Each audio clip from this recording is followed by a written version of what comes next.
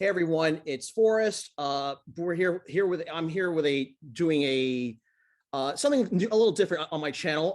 Because normally if you're Sean here, I'm usually doing movie pickups or trailer reactions. Today I'm going to be doing a full-on review. I'm going to be doing a full-on a pair of reviews for two of the latest entries in two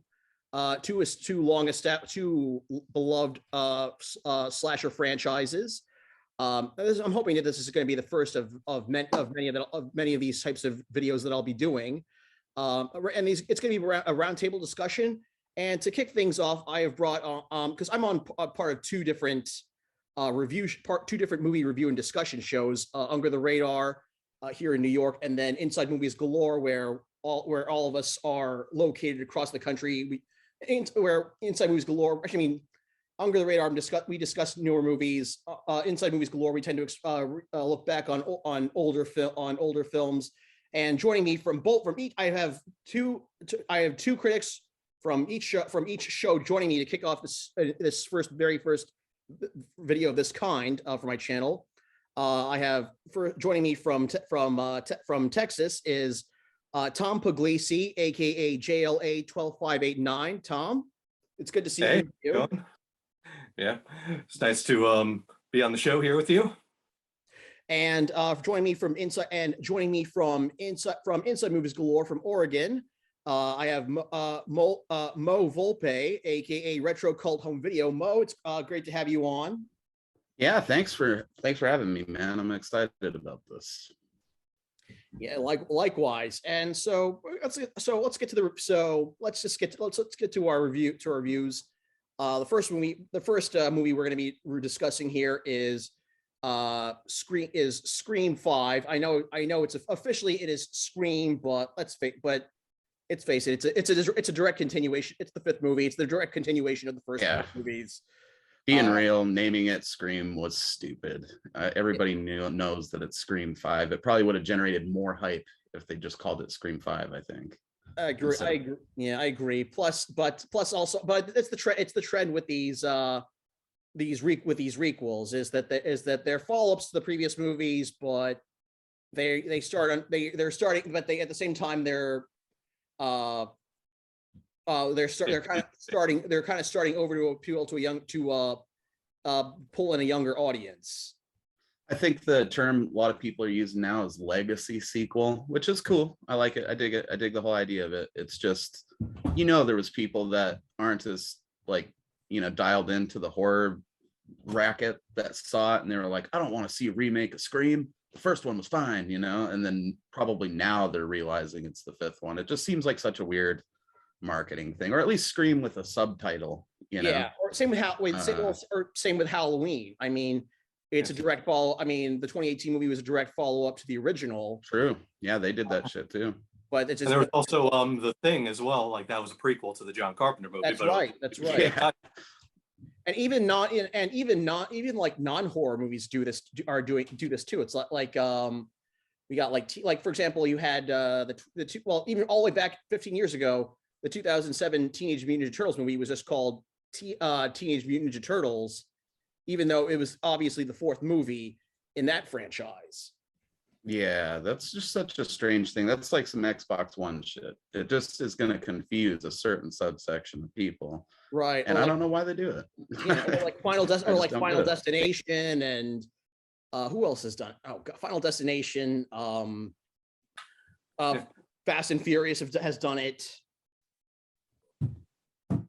Or it's like the shortened titles, that sort of thing. Right. I get it too. On the other hand, I guess an angle I'm probably not thinking of it from is that it probably does, reinvigorate the property in general to people that maybe haven't heard of it or haven't messed with it before.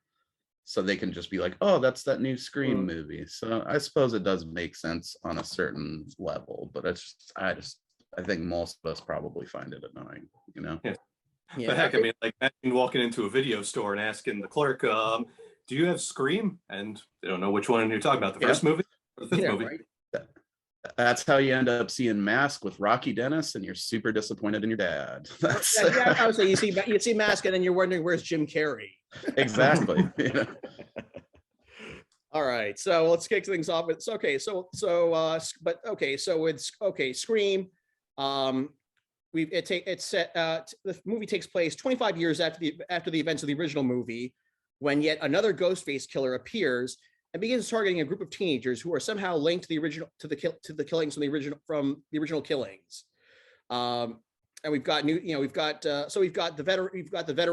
veterans of the franchise, Nev Campbell, Courtney Cox, David Arquette, and Marley Shelton and Skeet Ulrich. Spoiler alert. Along with newcomers Melissa Barrera, Mason Gooding, Jenna Ortega, and Jack Quaid. So yeah, there's a new. And this is also the first movie in the franchise without the late that's not directed by the late Wes Craven, as well as I don't think Kevin Williamson wrote this one, did he? No, he did not. He only produced it.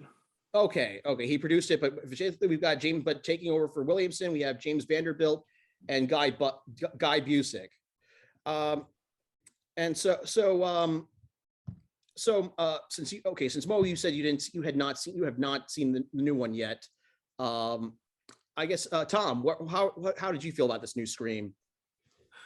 Well, I actually really did enjoy it very much, and I was a little concerned with this one because after the fourth movie, I was kind of wondering how could they actually continue, especially without Wes Craven being involved, because when you really think about all the movies, they all had a specific theme. The first movie was horror movies, the second movie was sequels, the third movie was trilogies, the fourth movie was remakes, and so I was always wondering what could be the theme for a fifth movie, but what we got that with this one, it was requels, which I think is the reason why they went with just titling this movie Scream instead of Scream 5.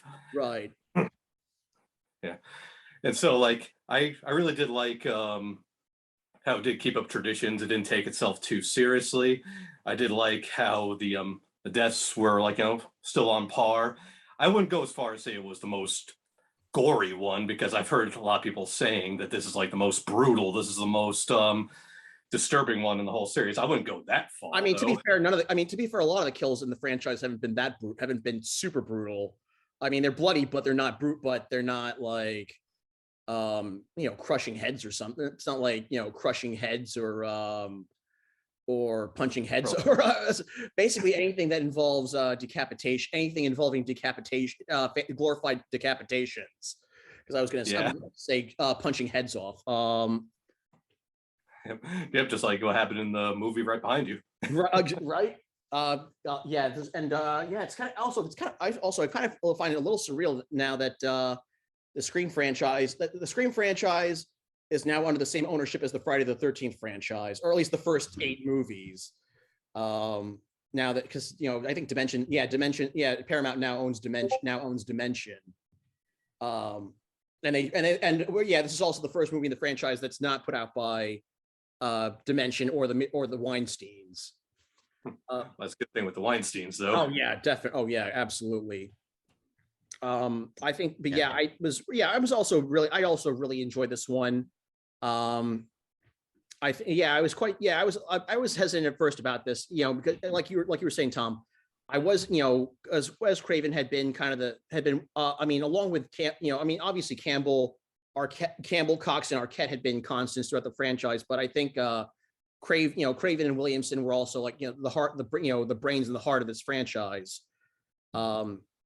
Granted they weren't involved. I don't think they had too much involvement with the TV show. Well, I think Craven passed away when the TV show, around the time the TV show was in production. Well, he actually passed away just before the season finale of the first season. Right. But yeah, I think, I wasn't quite sure how it was going to go, how this one was going to go.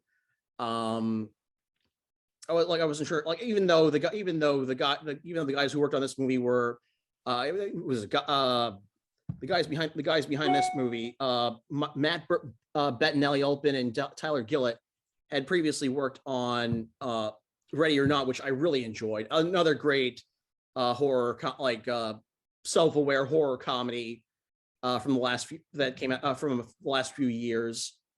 Yeah, But I thought pretty good choice, especially because, like, since with that movie, it does seem like they have experience with like making horror movies that don't take themselves too seriously. exactly, like this one, but yeah. So overall, I was pleasantly surprised. I found this one I found this one gets really, really meta, like maybe even more meta than the opening of Scream 4 did. With But yeah, it was great to see. It was great to see. It was great to see Campbell Cox, Arquette back, even Marley Shelton, even though she was only in one movie, even though she'd only previously been in one movie. But I've grown. I'm sure. But if you grew up watching movies like The Sandlot, or Planet Terror, it's Hell yeah. yeah, like she's been in a lot of stuff that I was just happy to see her in something again. Well, it's cool they bothered to bring her back, even though she was only in one movie, just from the outside looking in, it sounds like they overcame a lot of missing elements that were present in the previous films, but still managed to make one that fans of Scream really dig. Because it seems like in the horror groups, it's mostly split between the fans of Scream that really like it, and then people that are like me that are maybe more casual Scream. I wouldn't even call myself a Scream fan. Like, I have interest in it. I like the first two movies a lot. But I've never been crazy about it, so I'm not going gaga over it, but I could see how I would dig it if I got up to speed on it. And then there's obviously the people that just want to crap on anything new that like nods back to something old. But the people whose opinions it seems like matter when it comes to this movie, being the fans, all for the most part seemed to enjoy it. And I've heard it's full of a bunch of really cool Easter eggs and like nods to Absolutely other Scream movies too, which is cool. It shows that the guys that made it at least were proper fans of the franchise, which is definitely something that helps with these legacy sequel type things, Mm-hmm. Yeah. And actually, speaking of one of those Easter eggs, made me, as someone who I really enjoyed I like Scream 4, but I'm happy, but I was happy to find out that one of those Easter eggs made me very happy. It gave me some resolution to the ending of Scream 4 that I felt like had not been resolved. I can talk, and I will happily discuss. I will happily let you guys know about that when the cameras are off. I think I mentioned it before, but after you guys like sort of briefly touched on the themes of the third and fourth one, I think I might have seen like at least pieces of Scream 3, or I saw it once, like maybe drunk or something. But now that you've talked about it being about like, the what do you call it? The requels or whatever, and the remakes and the fourth and the fifth one, it's got me a lot more intrigued to actually go watch them. I think that's the type of thing I would appreciate a lot more now, Yeah. Well, I do want to mention that Scream is the horror movie that actually got me into horror, because like Nice. when I was a kid, I wasn't allowed to watch these kind of movies when my parents did restrict me from watching horror movies as a kid. But like with permission, I actually was able to see the Scream movies, but there was a little catch though, and that was I couldn't see them in the theater. So I had to wait for them to come to video to see them. So like, I mean, I know like Scream 4 has gotten a lot of like mixed opinions, but like, it was, yeah, I like Scream 4 as well. And it was a big moment for me because it was the first Scream movie I saw in theaters. Yeah, no, Nice. the first one I actually saw in theaters was the second movie, but I didn't see it in theaters until just 2 years ago at a midnight showing in Brooklyn. Because I didn't see, that was the first, and then I did catch the 25th anniversary screening of the original a few months ago. So yeah, at this point, the only ones I missed were 3 and 4. The only ones I missed were 3 and 4. Which eventually I did catch them. Well, I caught them on television. 3 I didn't care. Yeah, 3 I did not care for. Although I did rewatch. Although if I'm marathoning the franchise, I'll watch it, but it's not one that I go out of my way to watch. Yeah, I mean, yeah, I do agree that Scream 3 is the worst one. I do still enjoy Scream 3. I mean, I still gets me laughing here and there, but I mean, I do think it is the worst one overall. Yeah, and I also have to say that I really like the newcomers of the franchise. Melissa Barrera, Janet Ortega, they were excellent. Yes. And also Jack Quaid, who So far everything every time I see him, I'm like I enjoy the bull like on the bull joined him in the boys. Oh god, what was that one? There was a horror movie he also did. It was like it was with two high school girls about like two high school girls who kill people. God, title's escaping me right now. Oh, Tragedy Girls. Yes, I thought he was really good in tragedy. I thought he was really good in Tragedy Girls. Very, he's kind of got something kind of like a one like he's kind of got a naivety about him, but also like a menace to like a some sort of like edge or menace to him. It's a good quality to have. All unassuming, but with depth.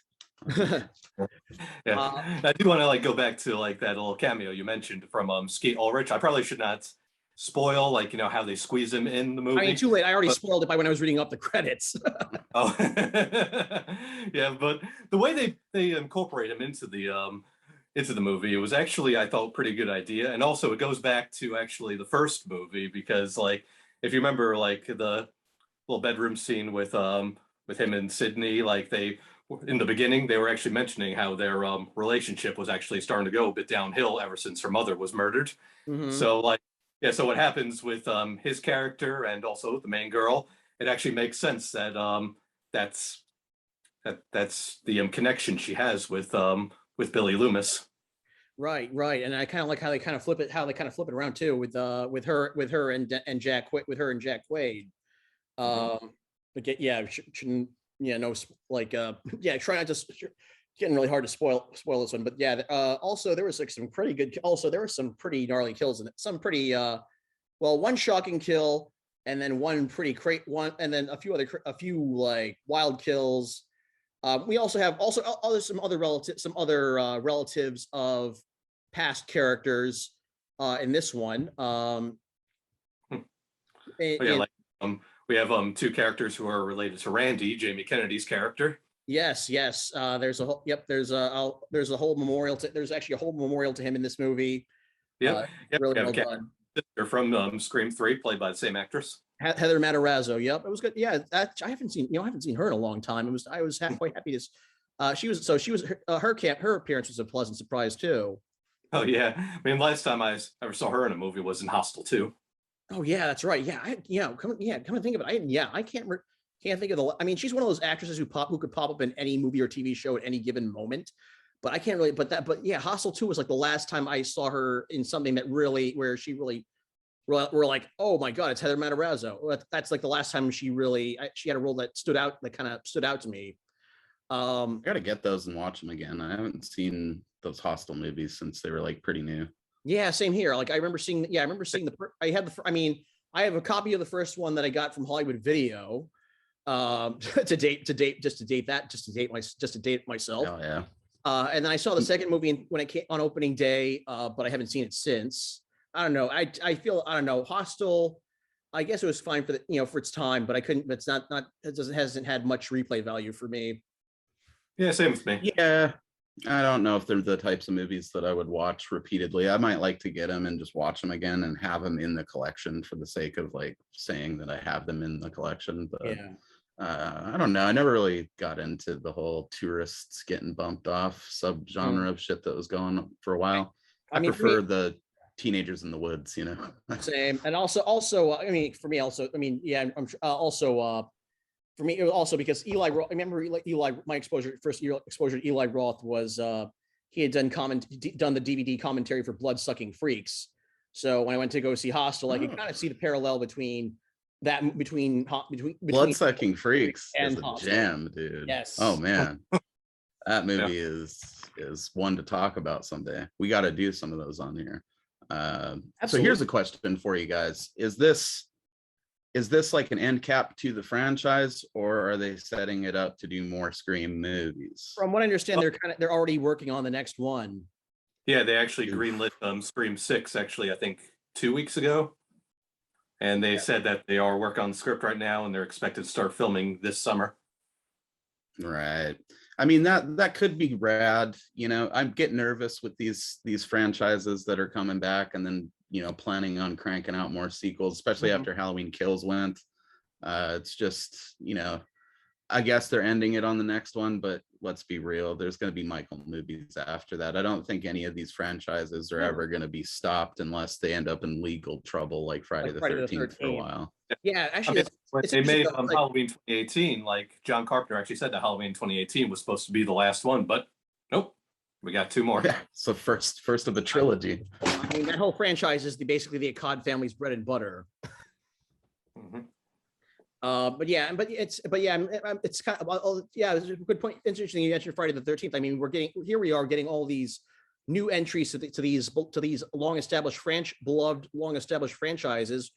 I mean, we've got a new Candyman, new Halloween movies, new Scream, new Candyman, a Chucky TV series. Meanwhile, the and the new Texas Chainsaw Massacre, which we'll get to in a bit. But the biggest one, Friday the 13th, the one that was like the biggest money maker of the 80s and early 90s, Friday the 13th, is stuck in. It's painful. Yeah, it hurts me to my core, dude. I think me, you, and Dustin in the Movies Galore group are the people most affected by that because we're the biggest fans of that franchise, and it bothers me that we haven't gotten a new Jason movie. Yeah. But it looks like we're coming to some sort of a resolution with that, so we can expect one probably in several years. Yeah, I'm always just hoping as well that maybe we'll get a new Nightmare on Elm Street in the future. But just to brush off that terrible remake that we got about 10 years ago. Yeah, I mean, I at this point I feel like Nightmare is probably the one franchise I'm not holding my breath for, between Craven's death and then Robert Englund's pretty much done with the role. I mean, he'll put on the costume for like conventions and television and like special guest roles like on the Goldbergs. But other than that, I don't think I can't see him ever returning to the role full time. Plus, I mean, Nightmare is kind of that one franchise where I was pretty satisfied with New Nightmares being like the cap off to the whole thing. Whereas Jason, we never really got a satisfactory like final movie or anything, which, as we've just discussed, we probably never will. Freddy's about the only one of these that you can't keep just bringing back every few years because he's not just a dude in a mask, So, yeah, it's that one I've always been kind of fine with that it ended. Jason, though, I liked the remake that they did back in the day, 2009 or whatever, but I definitely felt like that needed a sequel or two. So that would be cool to see happen eventually. Yeah, I totally agree with that. I mean, I was always hoping for a sequel to that, but then there was I think like creative differences or something with the sequel, and then like bunch of old guys shouting at the sky about fucking rights to a screenplay that didn't matter anymore. Jesus Christ, it's been a nightmare, and it killed the game, which is also tragic for a whole other subsection of the fandom. I feel like it's killed a lot of Friday media across the board. They definitely need to do the proper respects to the fan film community when they eventually get the franchise back up and running again, and include like a featurette that talks about them on one of the discs or something. That would be cool. Yeah. And okay, so I think Scream 5. I say see it, Tom. Oh yeah, definitely see it. I mean, it should satisfy any Scream fan like myself. Yep, and Scream 5 is now playing in theaters. And moving on, we have another requel. A franchise that is whose continuity is probably been requelled, and actually that's been requelled multiple times, and is a bigger clusterfuck than Halloween's continuity. It is. That's part of its charm. I haven't known what the fuck was going on in Texas Chainsaw since like the first movie, and that's it's so chaotic and all over the place, and so many different people doing it that you never know what you're going to quite get with these movies. And I think that's a lot of people complain about it, but that for me is part of the excitement of seeing them. With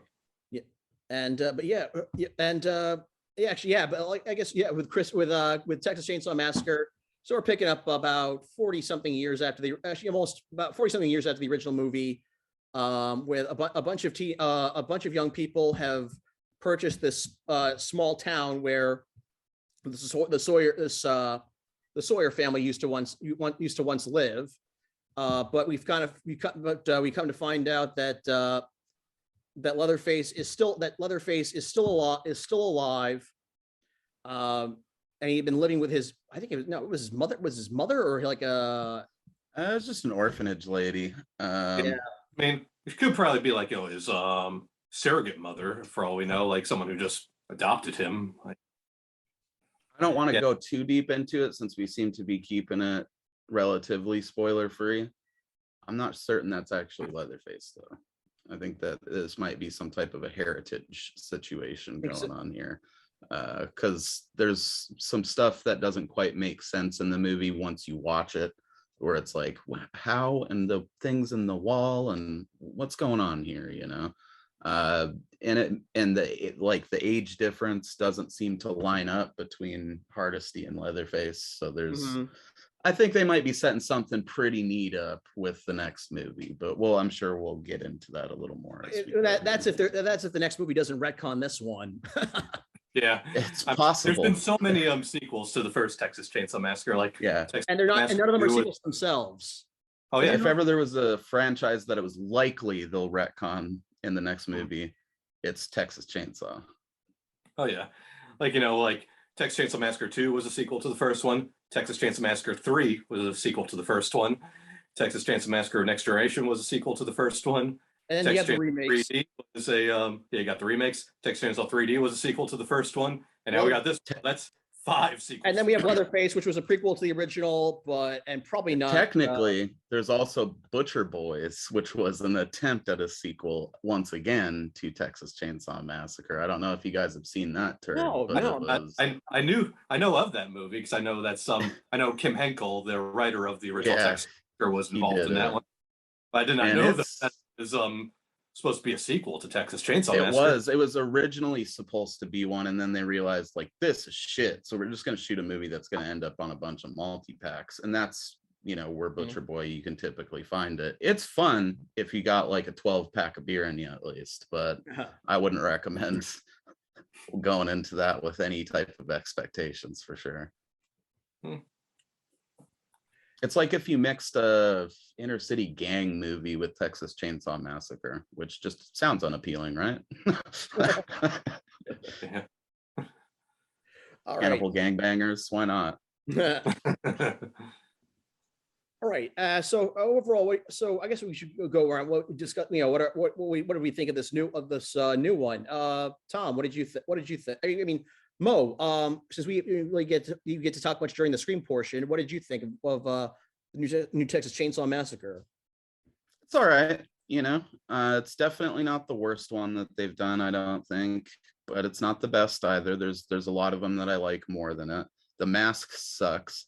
I think I do really like how it's supposed to be kind of designed. Apparently, it seems to like not really have a message for anyone.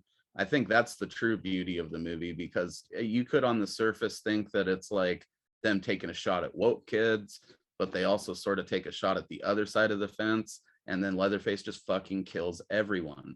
And that's, to me, horror should be a great equalizer like that sometimes. It's like, I don't give a shit what your ideology is. You're getting the chainsaw or the mallet, and I really respected the movie for doing that and not really pandering to anybody. It was like kind of a giant middle finger all around the table, and then he just killed everyone.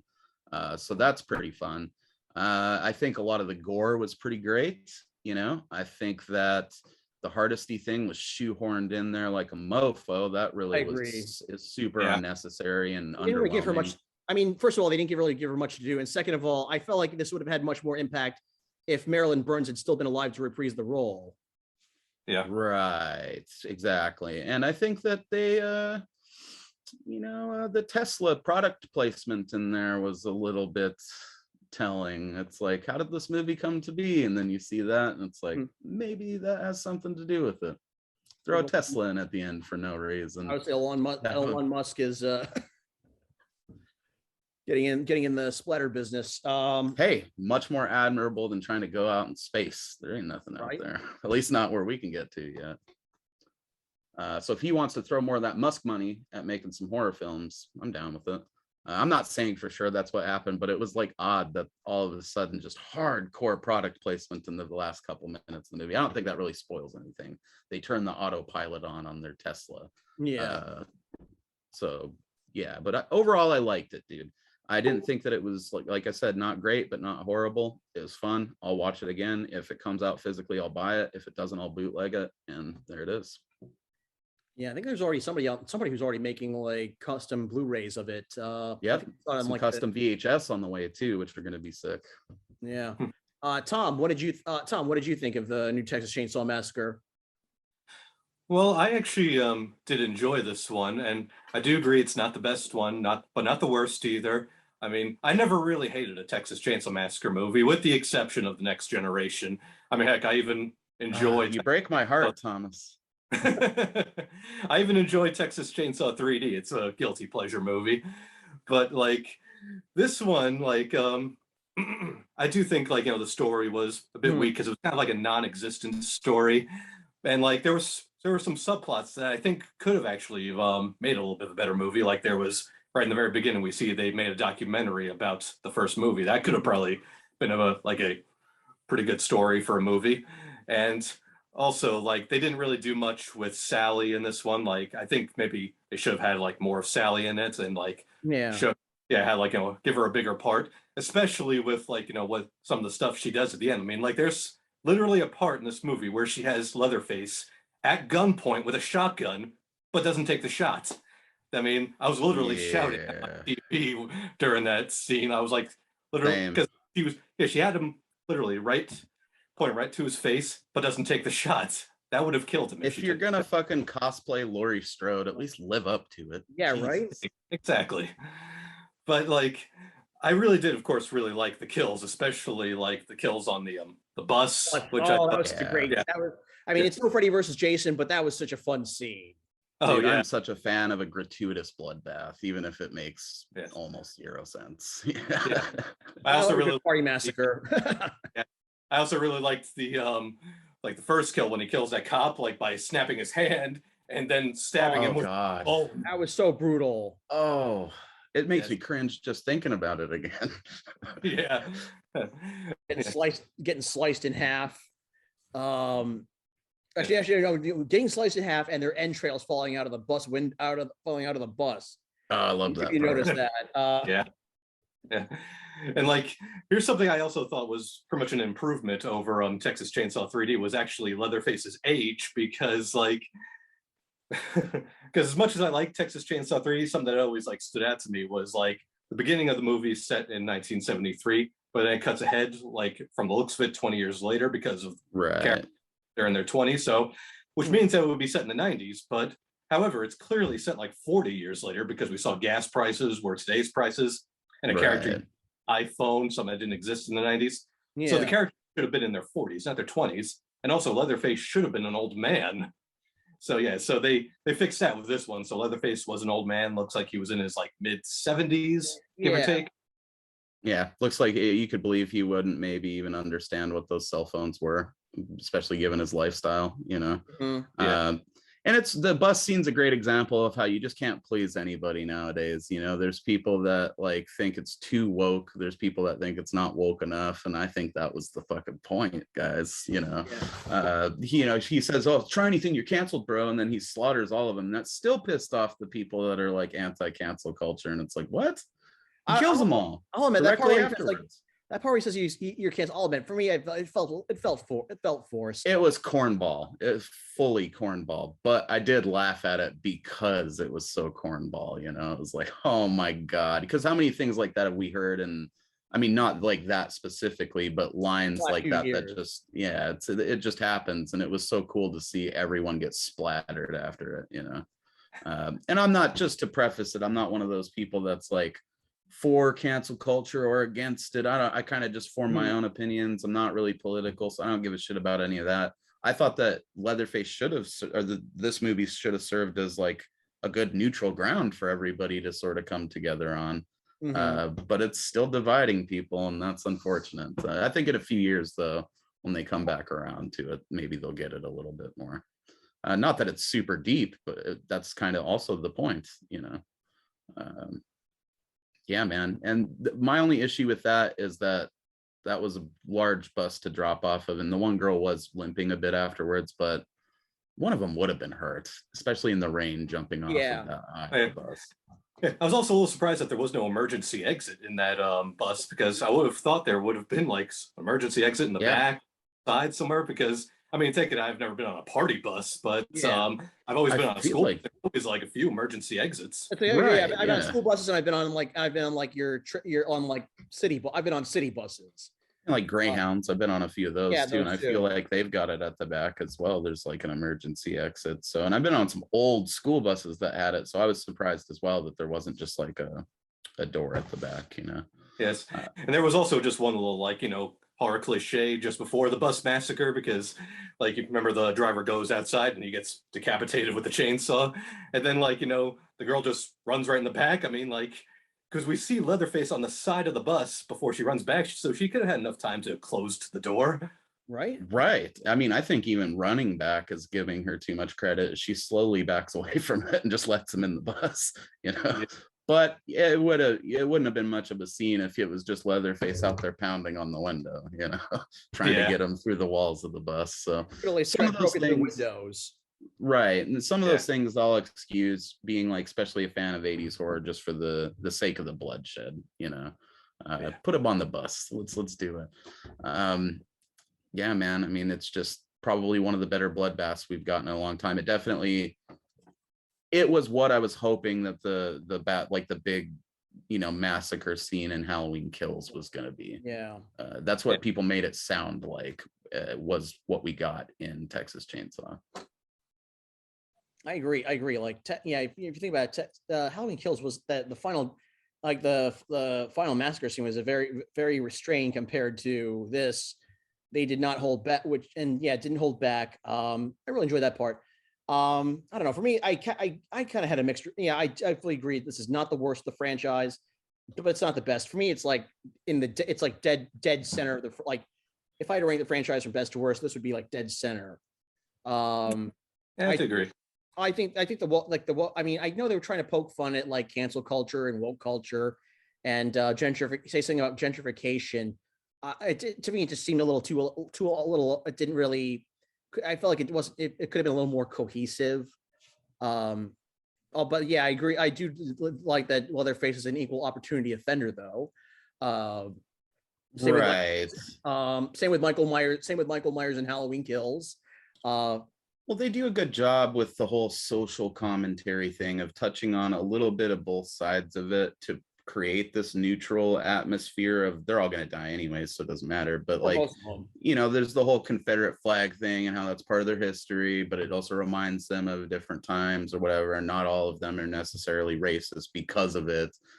You know, they kind of do the back and forth thing. They touch on the small dick syndrome with the coal roller trucks. I mean, they take little jabs at everybody in the movie. It's not just the liberal, like woke cell phone live stream kids gentrifying the thing. It's everybody kind of gets their licks in it as far as the social element of it goes. And then he just fucking kills everyone anyways, you know? So it doesn't matter at the end. Actually, the social commentary is don't fuck with Leatherface, you know? Exactly. Although actually, as far as the social commentary, speaking of, actually, one thing I felt like was really missing from the fam was when this movie was the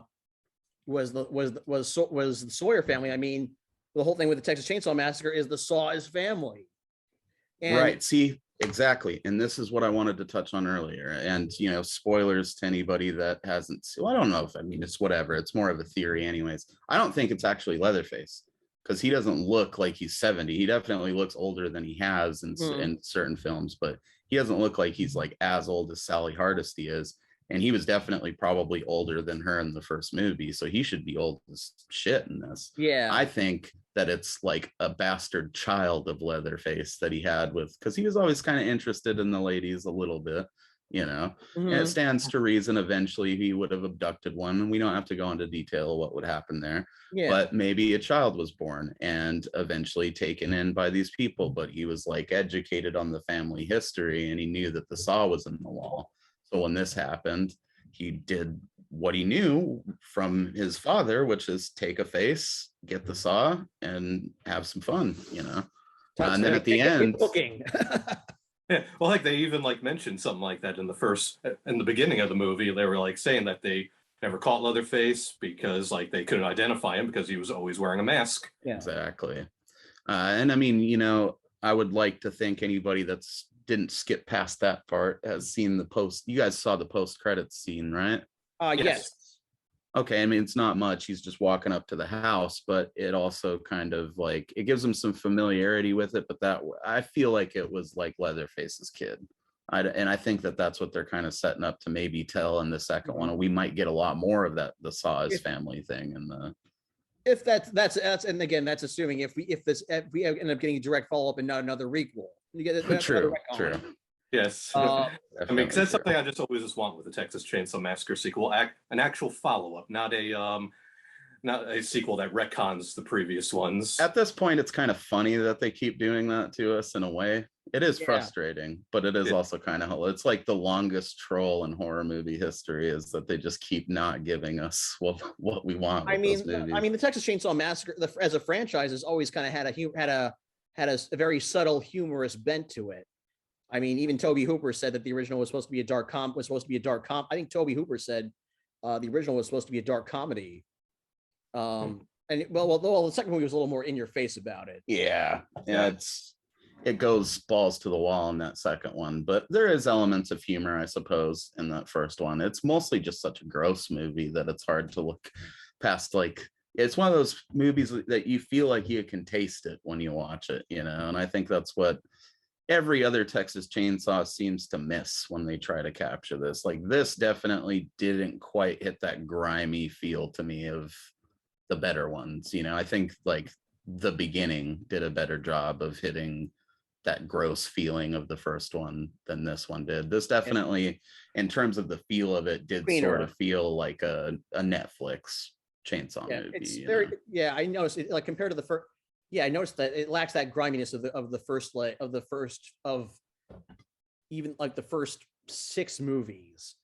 For sure. It feels very clean. It feels like even though they're in this rundown, even though they're in this ghost, it feels very clean.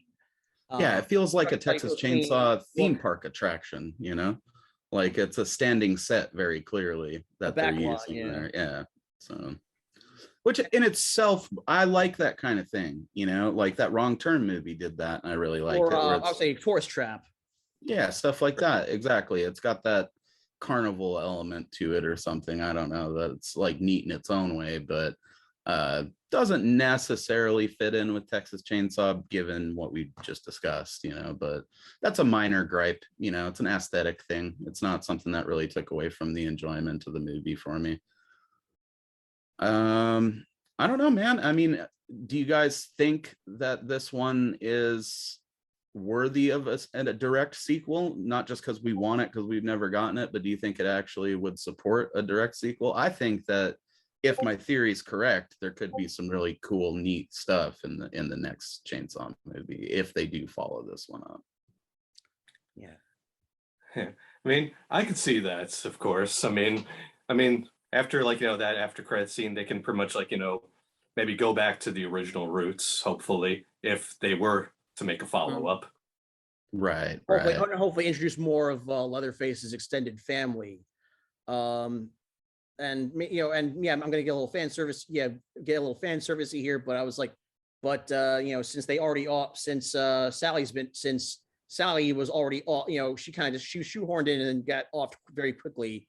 I was thinking, bring, you know, even though 2 ended with like the whole family getting killed, I would say bring back Caroline Williams. Dude. Yes. Yeah.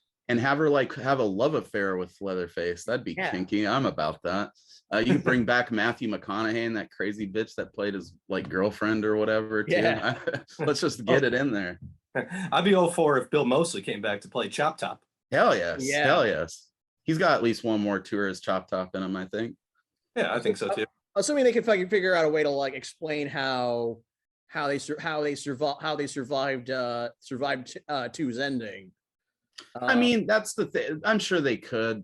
This is one thing I did want to point out, and I'm sure you guys probably feel similarly, given that it seems like we all have a healthy love for the Chainsaw movies, but it's always kind of that series that's never made sense and never really been consistent. But there's something about the character of Leatherface and the general theme of it that we don't really need it to be. You know, the movies they just have to be enjoyable. Like for sure, I do enjoy bits of the lore, but the lore has never really been that complex. You know, they were a family that worked at the slaughterhouse that went out of business. They got hungry. They started eating people. Obviously, Leatherface and them all have their own inter-family dynamic, but I don't know that we really need like a movie that explores that too much, you know. But if it could all fit together nicely for a direct sequel situation, that would be cool. But even if it doesn't, as long as there's plenty of people getting this on the next movie, I'm sure it'll be fun too.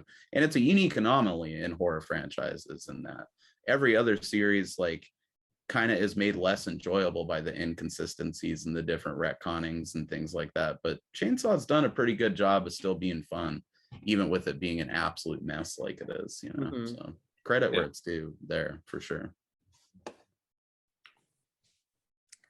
I agree. Yeah, I agree. I actually agree with you on that end. Yeah. Oh God.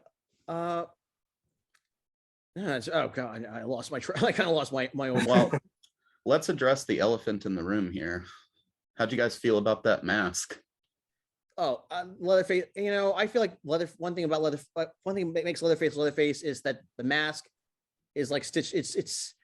It's not just one face he ripped off and put on. It's always, you know, it's stitched together. It's like, because, you know, if you know, past masks are always just, you know, bits and pieces stitched together.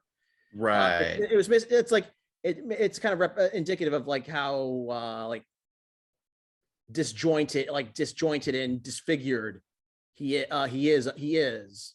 Yeah, and he's not gonna just like be able, and he always like customizes them with bits of makeup and stuff. And we do get a piece of that in this. A little bit. He puts some makeup so maybe on the genesis of it. And if my theory is correct that this is a kid doing this for the first time, maybe it would just be a solid face. You know, it takes a suspension of disbelief to believe that he'd be able to just flay it off the lady with a piece of glass perfectly like that. But I just thought it looked lame, man. They did a bad job. They could have done the same concept, but made it look better. It looked like he stretched a fucking boglin over his face or something.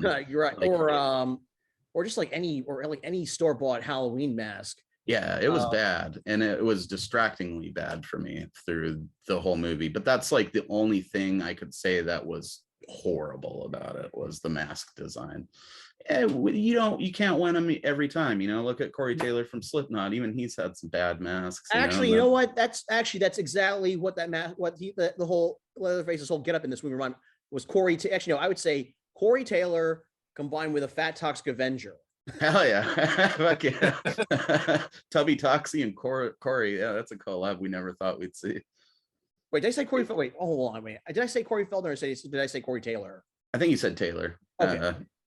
Dude, and you know, not to fat shame, I'm a chubbier fella myself, but one of the most hilarious scenes in the movie was when he like breaches out of the water and he looks like a fucking whale breaching out of that movie theater water. It was just, I rewound it like 4 times, watched it repeatedly because it was just so fucking funny, dude. He got some distance on that.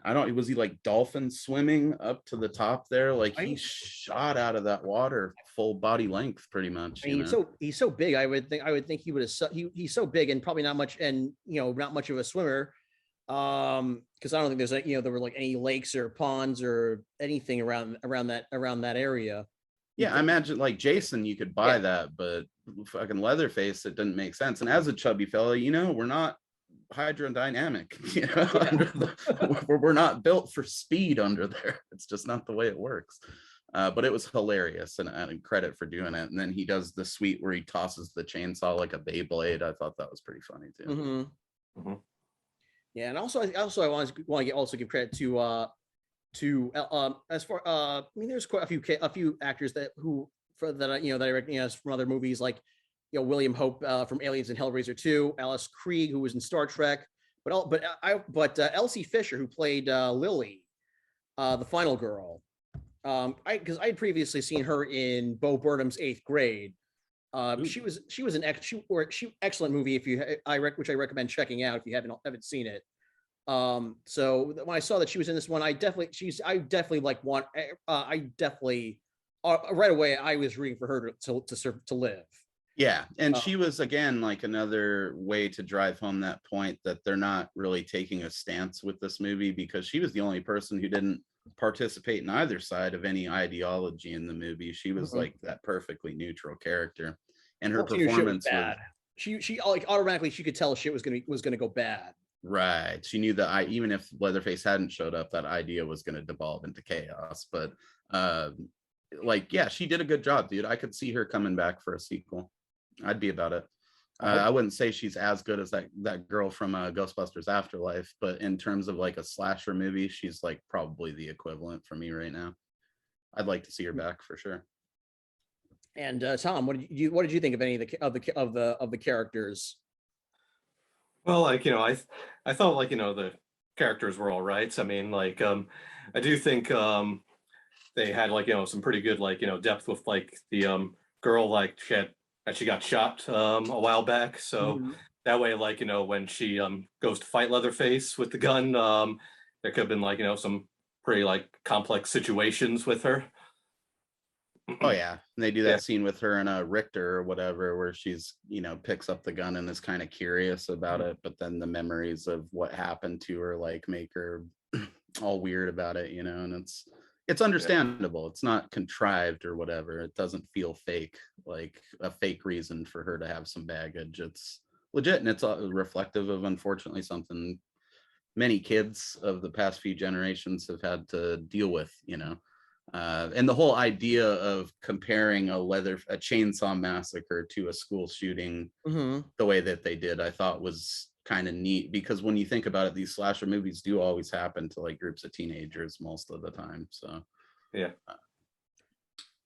yeah, I mean, I imagine like a Jason survivor would have a similar level of post-traumatic stress that someone who lived through like a school shooting might. Mhm. Yeah, I can see that.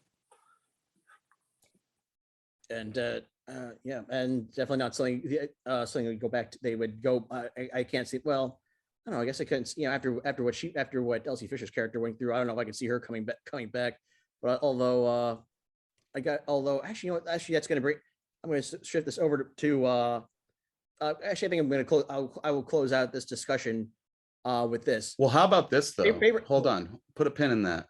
What if she comes back like a Burt Gummer style character, where she's all about guns in the sequel, and she just rolls up in like a big ass military truck when Leatherface starts attacking the kids, and she's like, "What seems to be the problem?" That'd be pretty cool. Sorry, go ahead, Forrest. Oh, but I guess that'll bring me to okay. So we probably didn't do this for Scream 5 because we don't want to spoil it, but this one we're going all out. Favorite kills. For me, I would say when I would say the last is Mel's death at the end.